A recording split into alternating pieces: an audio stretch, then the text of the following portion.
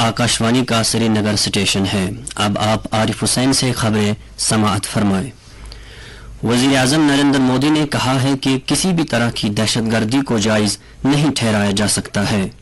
उन्होंने कहा कि बैनुल अक़वामी बरादरी को चाहिए कि वो उन मुल्कों को बेनकाब करके अलग थलग करे जो दहशतगर्दों को किसी भी तरह की मुआवनत करते हैं। कजाकिस्तान के शहर आस्ताना में शंघाई ताउन तंजीम की सरबराह कॉन्फ्रेंस में वज़ीर ख़ारिजा डॉक्टर एस जयशंकर ने वज़ीर आज़म की नुमाइंदगी करते हुए उनका ये पैगाम पहुंचाया। वज़ीर आज़म ने अपने पैगाम में कहा कि सरहद पार से फैलाई जाने वाली दहशतगर्दी के ताल्लुक से फैसला कुन कार्रवाई करने की ज़रूरत है। वज़ीर आज़म ने नौजवानों में शिद्दत पसंदी फैलाए जाने की रोकथाम के लिए पेशबंदी के इक़दामात पर भी जोर दिया।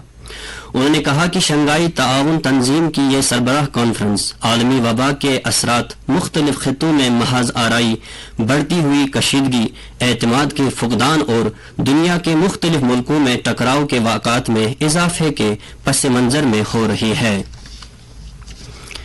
मुल्क के साथ साथ वादी के मुख्तलिफ जिलों में भी कल से संपूर्णता अभियान का बाज़ाब्ता तौर से आगाज हुआ। इस अभियान के तहत जिला बांडीपोरा के तुलेल ब्लॉक में एक तकरीब का इनेकाद किया गया। तकरीब में डिप्टी कमिश्नर शकील उर रहमान ने शिरकत की।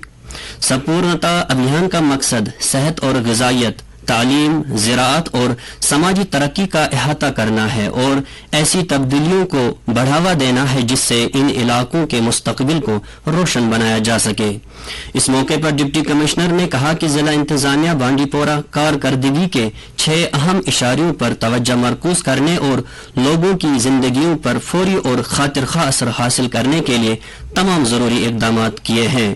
डिप्टी कमिश्नर ने तलबा की एक रैली को भी झंडी दिखाकर रवाना किया। तकरीब के दौरान मैकेनाइज्ड ज़रई मशीनरी की चाबियां भी मुस्तहकीन के हवाले की गई। तालीमी साल 2024-2025 से जमात 3 और 6 में नई और दिलकश दरसी किताबें मुतारिफ कराई जाएंगी। वजारत तालीम ने बताया कि दरसी किताबों की इशाअत का काम आखिरी मरहले में है और ग्रेड 3 और 6 के लिए 9 निसाबी किताबें पहले ही दस्तियाब है, बाकी 8 बहुत जल्द दस्तियाब होंगी। मरकजी वजीर तालीम धर्मेंद्र प्रधान ने स्कूली तालीम और खानदगी के सेक्रेटरी, NCERT के डायरेक्टर और central board of secondary education के चेयरपर्सन के साथ कल नई दिल्ली में इस हवाले से तबादुले ख्याल किया। वजारत ने कहा कि कौमी तालीमी पॉलिसी 2020 का मकसद निसाबी तालीम को बेहतर, खुशगवार और दबाव से पाक बनाना है। NCERT पहले से 12वीं जमात के लिए नई निसाबी किताबें तैयार कर रहा है ताकि कौमी तालीमी पॉलिसी 2020 और स्कूली तालीम के लिए कौमी निसाब के फ्रेमवर्क के दफआत को मुकम्मल तौर पर वज़ा किया जा सके। सालाना श्री अमरनाथ जी यात्रा खुश असलोबी के साथ जा रही है।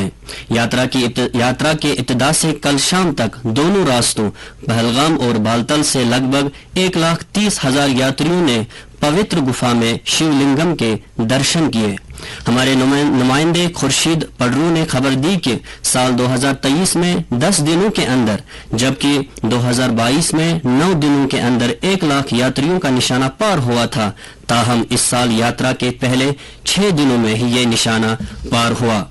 इस बीच भगवती नगर जम्मू के बेस कैंप से यात्रियों का एक और जत्था वादी की तरफ रवाना हुआ।